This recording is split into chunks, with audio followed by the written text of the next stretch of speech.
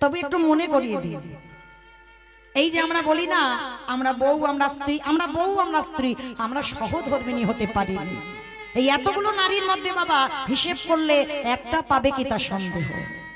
সহধর্মিণী তাকেই বলবে যে নারী স্বামীকে কৃষ্ণ ভজনের পথে ঠেলে দেয়, যে নারী সদা সর্বদা স্বামীকে সৎ উপদেশ দেয়,